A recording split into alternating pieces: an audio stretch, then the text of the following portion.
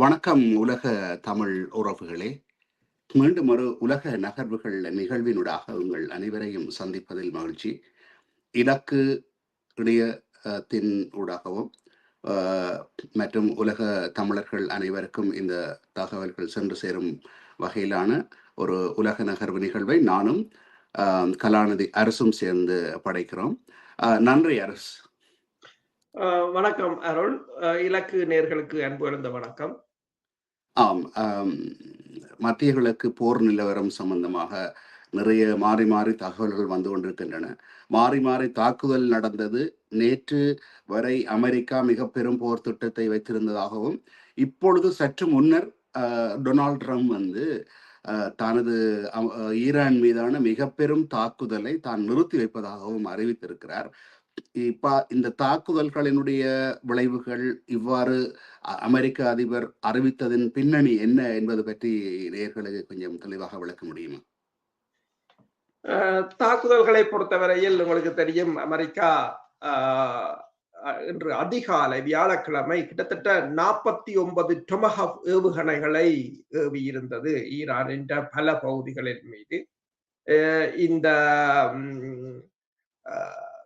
தெஹ்ரானுக்கு சுற்றவர உள்ள நகர்ப்பகுதிகளாக இருக்கலாம், ஹுசேன் தீவாக இருக்கலாம், மற்றது கராச் நகரமாக இருக்கலாம். இவ்வாறான பெருமளவான நகரங்கள் மற்றும் தீவுகளை நோக்கி ஏவியிருந்தார்கள். ஆனால் வான் தாக்குதல்களை அவர்களால் நடத்த முடியவில்லை. ஈரான் கூறுகின்றது அமெரிக்கா F-16 விமானத்தின் மூலம் தாக்க முற்பட்டதாகவும், தாங்கள் ஏவுகணையை ஏவியதால் விமானம் திரும்பி சென்று விட்டதாகவும் கூறியிருக்கிறார்கள். ஆனால் ஈரானும் அமெரிக்காவின் எந்த தாக்குதலுக்கும் திருப்பி தாக்காமல் விட்டதில்லை. ஈரான் கிட்டத்தட்ட 12 பாலிஸ்டிக் ஏவுகணைகளை ஜோர்டான் மீது ஏவியிருந்தது. அதே போல கிட்டத்தட்ட 36க்கு மேற்பட்ட தாக்குதல் விமானங்களை பஹ்ரைன் மீதும் குவைத் மீதும் ஏவியிருந்தது. பஹ்ரைனில் பஹ்ரைனுக்கு மீது மேற்கொள்ளப்பட்ட தாக்குதலில் வந்து அதாவது பஹ்ரைன் ஏர்லி வார்னிங் சிஸ்டம் என்ற AR-327 என்ற ரடார் அழிந்ததாய் காணக்கூடியதாக இருக்கின்றது.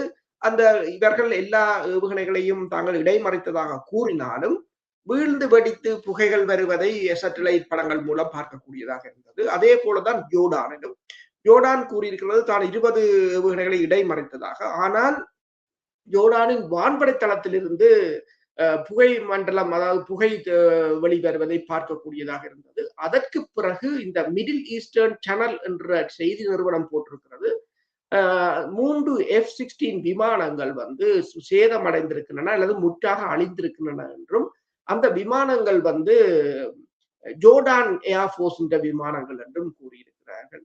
இதற்கு முதல் நாள் இடம்பெற்ற தாக்குதல்களிலும் ஈரான் வந்து அமெரிக்காவின் 2 MQ-9 ரிப்பர் ரக ஆளில்லாத தாக்குதல் விமானங்களை சுட்டு வீழ்த்தி இருந்தது.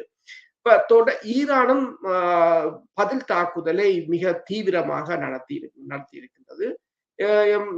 அதாவது அமெரிக்கா கூறுவது போல அல்லது ஏனைய நாடுகள் கூறுவது போல இவர்களால் முற்றாக தடுக்க முடியாத நிலை. இந்த நிலையில்தான் இன்று அமெரிக்க அதிபர் கூறியிருந்தார், அதாவது அவர் முதல் ஊடகங்கள் மீது பாய்ந்திருந்தார். ஊடகங்கள் வந்து ஈரான் வெள்ளக்கொடியுடன் சரணடைந்தாலும் ஈரான் வென்று விட்டதாகத்தான் இந்த ஊடகங்கள் கூறும், தான் கூறுவதை ஒன்றும் அவர்களுக்கு செவிமடுப்பதில்லை என்று கூறியிருந்தார். அதே சமயம் அவர் பின்னர் கேட்ஸ் அமைப்பினரையும் சாடியிருந்தார். கேட்ஸ் அமைப்பினருக்கு தாங்கள் பெருமளவான ஆயுதங்களை கொடுத்தது, ஆனால் அவர்கள் தங்களுக்கு விசுவாசமாக இல்லை, தங்களை ஏமாற்றி விட்டார்கள், ஈரான் மீது தாக்குதலை நடத்தவில்லை என்று. ஆனால் ஈரான் இந்த போர் நிறுத்தத்தின் போது கேட்ஸ் அமைப்பினரை பலமாக தாக்கி வருகிறது. இன்றும் வந்து ஷாஹேட் 136 ட்ரோன் மூலம் கேட்ஸ் அமைப்பினரை கடுமையாக தாக்கி இருக்கிறது ஈரான். அதே சமயம் இன்னொன்றையும் கூறினார், தான் காக் தீவுகளை கைப்பற்றுவேன் என்று சொல்லியும், அதை கைப்பற்றி ஈரானை முற்றாக முடக்குவேன், ஈரான் எரிசக்தி நிலைய திறனை முற்றாக முடக்குவேன் என்று கூறியிருந்தார். CNN கூறியிருந்தது அமெரிக்காவுக்கு நீண்டகால திட்டம் இருக்கின்றது இந்த காக் தீவுகளை கைப்பற்றுவதற்கு, ஆனால் அது மிகவும் ஆபத்தானது, அதுக்கு பெருமளவான படையினர் தேவை என்று கூறியிருந்தது. அதே சமயம் CNN இன்னொன்றையும் போட்டிருந்தது, ஈரான் வந்து பெருமளவான அதாவது ஷோல்டர் ஃபயர் ஏவுகணைகளை வந்து சீனாவிடமிருந்து ரஷ்யாவிடமிருந்து வாங்கி அந்த காக் தீவுகளை பாதுகாப்பதற்கு அதை பயன்படுத்துவதாக கூறியிருந்தார்.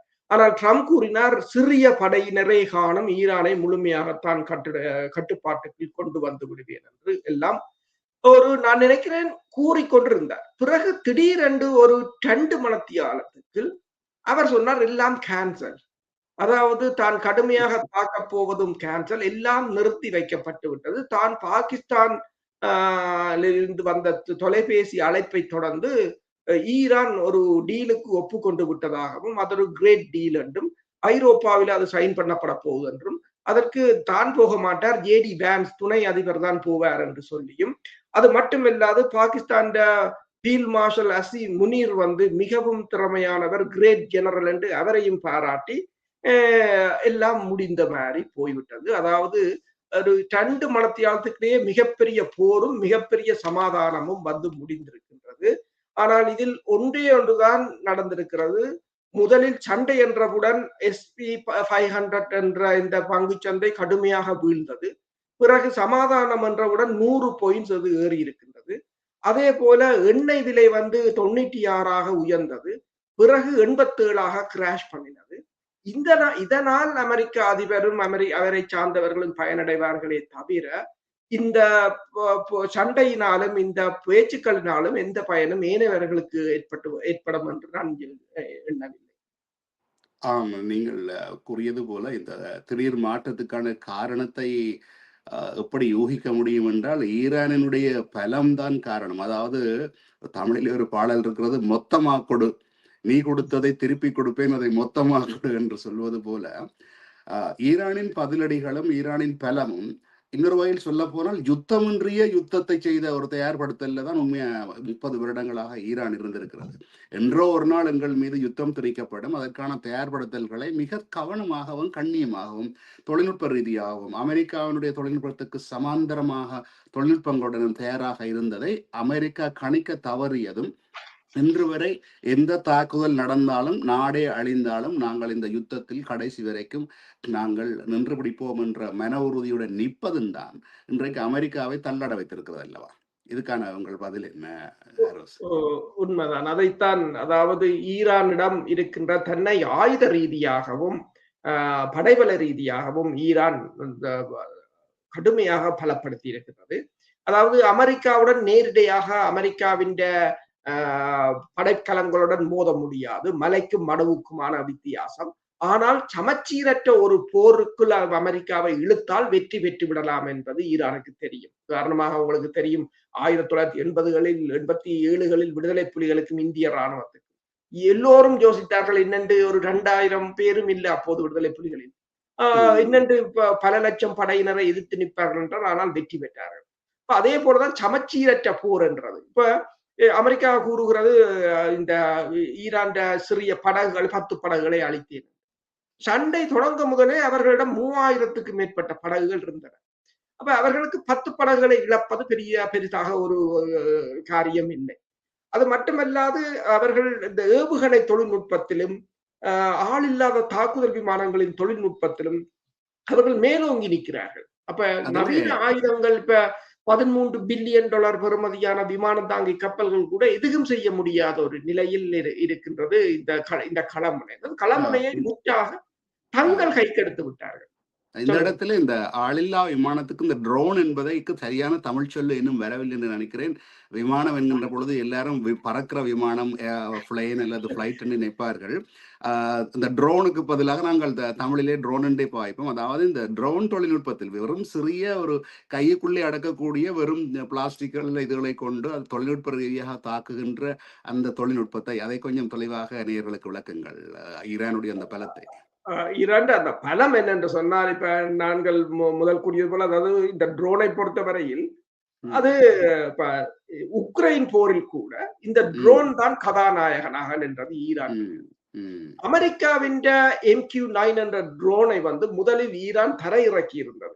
அதை ரிவர்ஸ் என்ஜினியரிங் என்று அவர்கள் அதை செய்தார்கள். அடுத்தது சீனாவின் தொழில்நுட்பம், ரஷ்யாவின் தொழில்நுட்பம், வடகொரியாண்ட தொழில்நுட்பங்களை பயன்படுத்தி அவர்கள் பெருமளவான என்ஜினியர்ஸ், அவர்கள் பெருமளவான, அதாவது கல்வி அறிவையும் தொழில்நுட்ப அறிவையும் விருத்தி செய்து கொண்டதில்லை.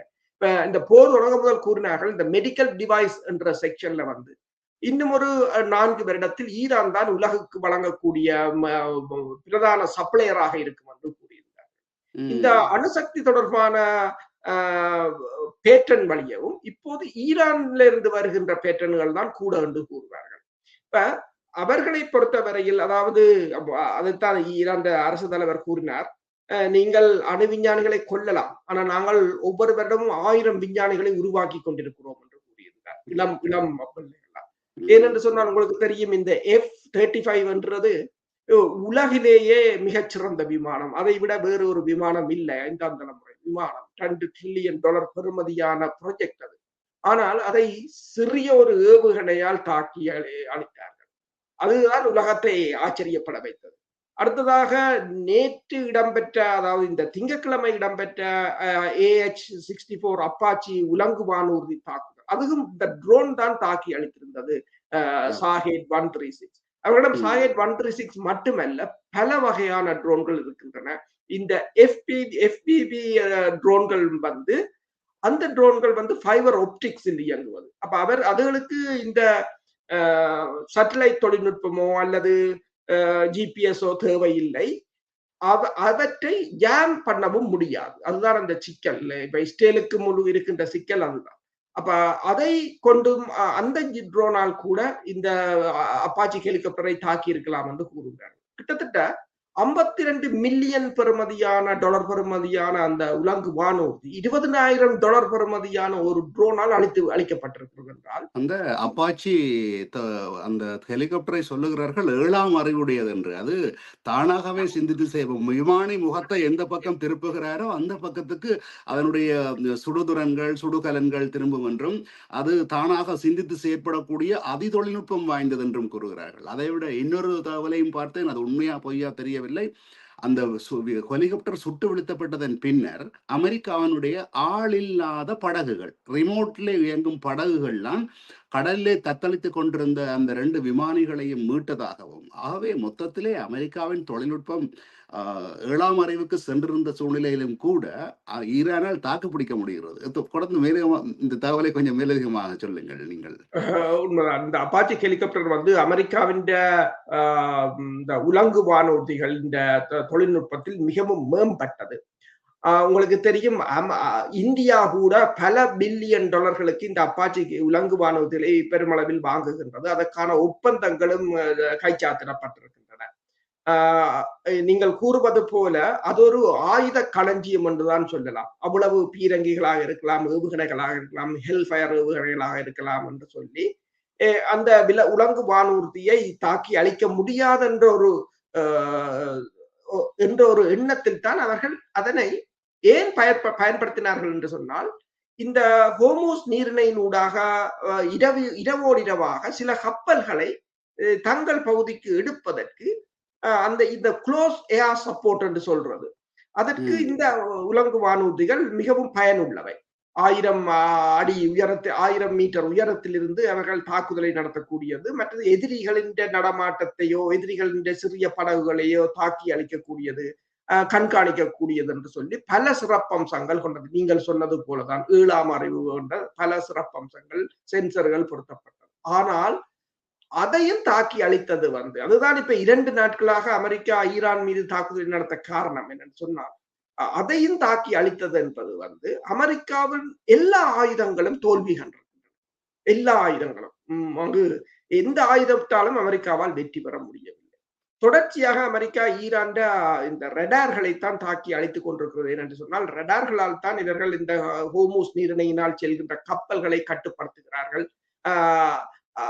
அதை அழித்து விட்டால் கப்பல்கள் வந்து இந்த சிக்னல்களை நிறுத்திவிட்டு, ஜிபிஎஸ் தொழில்நுட்பத்தை நிறுத்திவிட்டு இரவோடு இரவாக வரலாம் என்றெல்லாம் கூறுகிறார்கள். ஆனால் அது எவ்வளவு தூரம் சாத்தியப்படும் என்றது மிகப்பெரிய ஒரு கேள்விக்குறி. ஏனென்று சொன்னால், இப்ப ட்ரம்ப் கூறியிருக்கிறார், கிட்டத்தட்ட தாங்கள் 100 மில்லியன் பேரல் எண்ணெய்களை அங்கிருந்து எடுத்திருப்பதாக. ஆனால் எல்லோருக்கும் அது மிகப்பெரிய ஆச்சரியமாக இருக்கின்றது. 100 மில்லியன் பேரல் என்று சொன்னால், பெரிய கப்பல்கள் தான் 2 மில்லியன் பேரலை காவும். சிறிய கப்பல்கள் அந்த அளவுக்கு காவ முடியாது.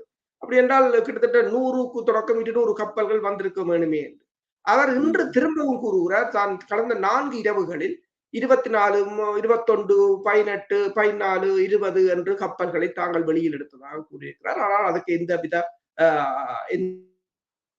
எவிடன்ஸும் இல்லை. இந்த கப்பல்களை எடுப்பதற்கான முயற்சியில் இந்த உலங்கு வானூர்தி மிகவும் அப்பாச்சி வகை உலங்கு வானூர்தி மிகவும் பயனுள்ளது. ஆனால் அது தாக்கப்பட்டது ட்ரம்பின் இந்த முயற்சியும் அடித்து மூடப்பட்டதாகத்தான் கொள்ளப்படும். அதுதான் அமெரிக்காவின் சீற்றத்துக்கான காரணம். இன்னொரு செய்தி ஒன்றை நான் படித்தேன். என்னவென்றால், இப்ப இந்த இந்த யுத்தத்தோடு சம்பந்தப்பட்டதுதான் என்ற வகையிலே அதை கொஞ்சம் மேலதிகமாக பார்க்கலாம் என்று நினைக்கிறேன். அதாவது இஸ்ரேல் அமெரிக்காவினுடைய உயர் அதிகாரிகள் பேசுவதை அல்லது உரையாடுவதை ஒட்டு கேட்கக்கூடிய ஸ்பை எனக்கூடிய சில புரோகிராம்களை, அதாவது செயலிகளை நிறுவியதாகவும், அதனால் அமெரிக்காவை ஆத்திரமடைந்ததாகவும், அமெரிக்காவின் தவறுகள் செல்லக்கூடாது என்றும் அமெரிக்கா கவனமாக இருக்கும்படியும் கூறினதாகவும் கூறினார்கள். அதற்கு மேலதிகமாக அதுக்கு வலுச்சேர்ப்பதாக இன்னொரு சுவாரஸ்யமான செய்தியை நாம் சொல்லி ஆக வேண்டும். இந்த BYD என்கின்ற சைனாவினுடைய கார்கள் நான் சொன்னேன் அன்று ஒரு நிகழ்விலே 5000 கார்கள் ஒரே அடியாக வந்திருக்கிறது என்று சொல்லி, நேற்று மாலை இங்கே உள்ள news.com.au போட்டிருக்கிறார்கள், உங்கள் காருக்குள்ளே உங்களை உளவு பார்க்கிறார்கள் என்ற தலைப்பை போட்டு ஒரு செய்தியை போட்டிருந்தார்கள். என்னவென்றால், நீங்கள் வாங்குகின்ற சைனாவின் கார்களில் எல்லாம் நீங்கள் பேசுவது எல்லாம் ஒட்டுக்கேட்கும் டிவைஸுகள் பொருத்தப்பட்டிருக்கின்றன, அவை கவனமாக இருங்கள் என்று.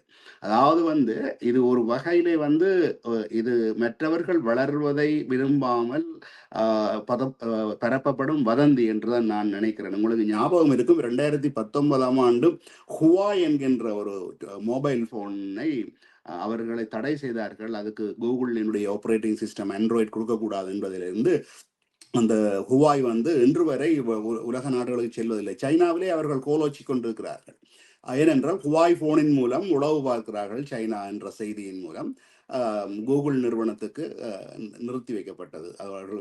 அதாவது அவர்களுக்கு ஆண்ட்ராய்டு ஆப்ரேட்டிங் சிஸ்டம் வழங்க வேண்டாம் என்று. அதுபோலத்தான் இப்பொழுதும் இந்த சைனா கார்களுக்கு சொல்லப்படுவது ஒரு வதந்தியாக கிளப்பி அவர்களுடைய வியாபாரத்தை பாதிப்பதற்காக செய்யும் முயற்சியாக பார்க்கிறேன். அதை பற்றி நீங்கள் என்ன நினைக்கிறீர்கள்? உண்மைதான். என்னென்று சொன்னால், வெவ்வேறு நாடுகளின் எந்த ஒரு திட்டத்தையும் அல்லது ப்ராஜெக்டையும் அல்லது வியாபாரத்தையும் அடிச்சு மூடுவதற்கு இவர்கள் பயன்படுத்துகிற வார்த்தைகள் அவர்கள் உங்களை உளவு பார்க்கிறார்கள்.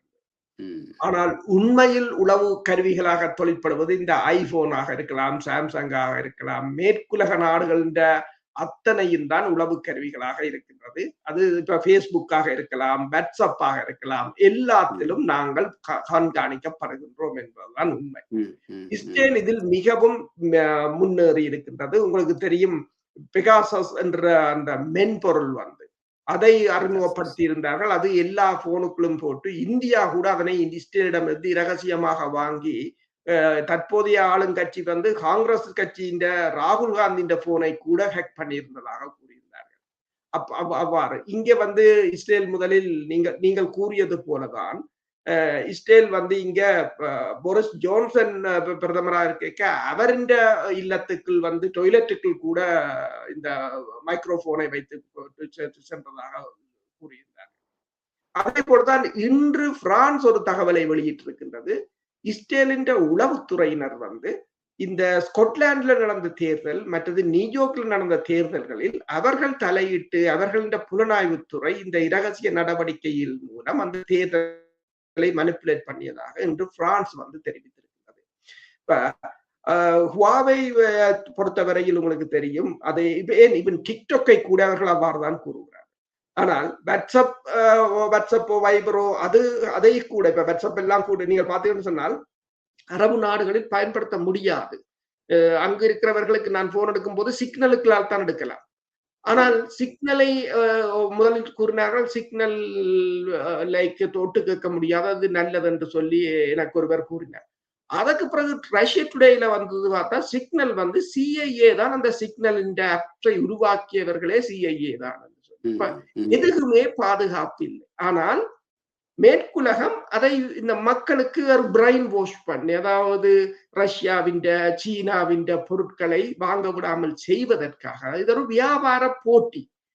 அந்த வியாபார போட்டியில் வந்து பிவைடி காருக்குள் இருக்கின்றது, அல்லது சீனாவின் போனுக்குள் இருக்கின்றது என்றெல்லாம் மக்களை ஏமாற்றுகிறார்களே தவிர உண்மையில் நாங்கள் எல்லோரும் அவர்களின் கண்காணிப்பிற்குள் இருக்கிறது தான் உண்மை.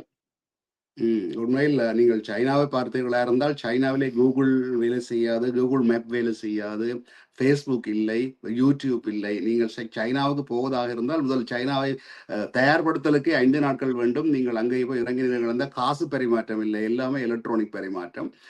இவர்கள் எல்லாம் அமெரிக்காவுக்கு போட்டியாக எங்களால் தனியாக வளர முடியும் என்று வீச்செட், அதாவது ஃபேஸ்புக்கு பதிலாக வீச்செட் என்று வைத்திருக்கிறார்கள். அதே போல ஒவ்வொன்றும் அவர்கள் தங்களுக்கு சொந்தமாக வைத்திருக்கிறார்கள். காரணம் இவர்களிடம் நாங்கள் தஞ்சமடைந்திருக்க வேண்டும் என்றதில்லை. இன்னும் ஒன்றை நான் கூற மறந்துவிட்டேன். நீங்கள் கூறியது போல இந்த மற்ற நாடுகளை வளரவிடக்கூடாது என்பதற்கான காரணங்களை கூறுவதில் இன்னொன்று, இந்த ரஷ்யாவினுடையதான் இந்த கஸ்பர்ஸ்கி என்று சொல்லப்படுகிற இன்டர்நெட் செக்யூரிட்டி. அதையும் சொல்லுகிறார்கள், உளவு பார்க்கிற ஒரு இன்டர்நெட் செக்யூரிட்டி என்று சொல்லி தடை செய்ய வேண்டும் என்று. ஆனால் உண்மையில் அவர்களால் தடை செய்யப்பட முடியவில்லை. இன்னும் அவர்கள் விற்பனை செய்து கொண்டிருக்கிறார்கள். சரி, நாங்கள் மீண்டும் வருவோம். இப்பொழுது இஸ்ரேல் லெபனானுடையான யுத்த நிலைமை என்ன நிலைமையில் இருக்கிறது? தாக்குதல்கள் தொடர்ந்து இடம்பெறுவதாகத்தான் தகவல்கள் வந்து கொண்டிருக்கின்றன. சில அப்டேட் ஒன்று நேயர்களுக்காக கொடுக்க முடியுமா? தாக்குதல்கள் இஸ்ரேல் தாக்கி கொண்டிருக்கின்றது. அதே சமயம் ஹிஸ்புல்லாக்களும் தாக்குதலை மேற்கொண்டு கொண்டிருக்கிறார்கள். இன்றும் இஸ்ரேல் வந்து பல இடங்களில் லெபனானில் தாக்குதலை நடத்தியிருக்கின்றது. ஆனால் பெரிய அளவில் இல்லை. கிட்டத்தட்ட இதுவரையில் 3700க்கும் மேற்பட்டவர்கள் அங்கு கொல்லப்பட்டதாக கூறப்படுகிறது. அதே சமயம் இஸ்ரேலின் இப்போதைய தகவல்களின் அடிப்படையில் இந்த லெபனான் சண்டையில் இதுவரையில் 30 இஸ்ரேலிய இராணுவத்தினர் கொல்லப்பட்டதாக இப்போது தெரிவித்திருக்கிறார்கள். இன்று வந்து ஹிஸ்புல்லாக்கள் வந்து இஸ்ரேலின் ஹெரோன் டிபி மேல் யுஏவி என்ற இந்த ட்ரோனை சுட்டு வீழ்த்தி இருக்கிறார்கள். அது மட்டுமல்லாது இந்த ஹெர்மஸ் 450 ரக ட்ரோன்களையும் அவர்கள் சுட்டு வீழ்த்தியிருக்கிறார்கள். இதுவரையில் அவர்கள் 10க்கு மேற்பட்ட மேன்பேட்ஸ் என்ற சாம் ரக ஏவுகணைகளை பயன்படுத்தி இருப்பதாக கூறப்படுகிறது. அதே போல FPV ட்ரோன் அந்த ட்ரோன்களையும் அவர்கள் தாராளமாக பயன்படுத்துகிறார்கள். அது ஈரான் தொழில்நுட்பத்துடன் ஈரானால் வழங்கப்பட்டதாக கூறப்படுகிறது. இப்போது ட்ரம்பின் நாங்கள் கூறியது போல இப்போது ட்ரம்ப் கூறியிருக்கின்றார் போர் நிறுத்தம், அதாவது இந்த அல் அரபியா என்ற சவுதியின் ஊடகம் போட்டிருக்கிறது. இந்த போர் நிறுத்தம், இந்த உடன்பாடு, ட்ரம்பின் உடன்பாடு என்னென்றால் 60 நாட்களுக்கு போர் நிறுத்தம், 30 நாட்களுக்குள் இருதரப்பும் பேசி இந்த ஹோர்முஸ் நீரிணையை திறப்பது, அதற்கு பிறகு ஈரான் எண்ணெய் விற்பனைக்கு அமெரிக்கா தனது தடைகளை தளர்த்துவது, அதற்கு பிறகு இந்த அணு ஆயுத பேச்சுவார்த்தையை தொடர்வது. இதுதான் அந்த திட்டம். ஆனால் இதில் இஸ்ரேல் வந்து உள்ளடக்கப்படவில்லை. இஸ்ரேலிய தகவல்கள் கூறுகின்றன, இன்று இஸ்ரேலிய பிரதமருடன் அமெரிக்க அதிபர் வந்து இன்று தொலைபேசியில் தொடர்பு கொண்டு பேசியதாகவும், ஆனால் இஸ்ரேல் வந்து இந்த டீலுக்கு இஸ்ரேல் உள்வாங்கப்படவில்லை என்பதை அவர் தெரிவித்திருக்கிறார். அதே நேரம் அல் அரபியா இன்னொன்றையும் கூறியிருக்கின்றது, இந்த போர் நிறுத்தம் என்றது எல்லா முனைகளிலும் தான் என்று கூறியிருக்கிறார்கள். அதாவது இந்த முறை ஈரான் வந்து ஹிஸ்புல்லா, அதாவது லெபனானை விட்டு இந்த ஒரு போர் நிறுத்தத்துக்கும் ஈரான் செல்லாது என்பது தெளிவான ஒன்று. பாகிஸ்தான் வந்து, அதாவது ட்ரம்ப் என்று கூறும்போது கூறியிருந்தார், பாகிஸ்தான் தான் இந்த டீல் ஓகே வந்ததாக தனக்கு தெரிவித்ததாக. ஆனால் இப்போது ஒரு செய்தி வந்திருக்கிறது, அப்பாஸ் அரக்சி வந்து இந்த 13ஆம் தேதி பாகிஸ்தானுக்கு பயணத்தை மேற்கொள்கிறார். அதே சமயம் கட்டாரின் குழுவினரும் ஈரானில் நிற்கிறார்கள். என்னென்று சொன்னால் அவர்கள் இந்த தடை, அதாவது ஃப்ரோசன் ஃபண்ட் என்று சொல்றது, அமெரிக்காவால் முடக்கப்பட்ட நிதி தொடர்பான பேச்சுக்களும் நடைபெற்று வருவதாக கூறப்படுகிறது. அதாவது போருக்கு போவதற்கு இருதரப்பும் ஒரு முழுமையான போருக்கு போக விரும்பவில்லை. ஆனால் டிட் ஃபார் டேட் என்ற மாதிரி பதிலுக்கு பதில் தாக்குதலை நடத்தி கொண்டிருக்கிறார்கள். ட்ரம்பை பொறுத்தவரையில் இந்த கடல் முற்றுகையை வைத்துக் கொண்டு தனது நட்பு நாடுகளுக்கு ஒரு மிகப்பெரிய அழுத்தத்தை கொடுத்து தன்னிடம் எண்ணெய் வாங்குவதற்கான ஒரு 20 வரியம் 50 வரிய உடன்பாடுகளை ஏற்படுத்துவதற்கான அழுத்தத்தை கொடுத்து கொண்டிருக்கிறார். 3 இந்திய கப்பல்களை தாக்கி இருக்கிறார். அதாவது நட்பு நாட்டின் கப்பல் இந்தியாவின் அந்த கப்பல், கடைசியாக தாக்கப்பட்ட கப்பல் மேனேஜர் கூறியிருக்கிறார், அந்த கப்பல் எண்ணெயை கொண்டு வரவும் இல்லை, தாங்களுக்கு ஒரு வார்னிங் கூட தரப்படவில்லை.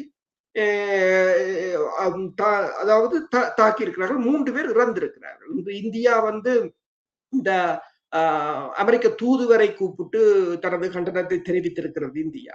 ஆனா அப்ப ஏன் இந்திய கப்பல்களை தாக்குகிறார்கள் என்று சொன்னால், அவர்கள் அதாவது இந்த நாடுகள் எல்லாம் அமெரிக்காவிடம்தான் எண்ணெயை வாங்க வேண்டும். இன்று ராய்ட்டர் ஒரு செய்தியை போட்டிருக்கிறது. அமெரிக்கா தான் தற்போது உலகிலேயே அதிக எண்ணெய் விற்பனை செய்யும் நாடாக மாறி இருக்கின்றது. சவுதி அரேபியாவை ஓவர்டேக் பண்ணி இருக்கிறது என்று ராய்ட்டர் போட்டிருக்கிறது. ஆம். இந்த செய்தியை முடிப்பதற்கு முன்னதாக இன்னொரு சுவாரஸ்யமான விடயத்தை கலந்து ஆலோசிப்போம் என்று நினைக்கிறேன்.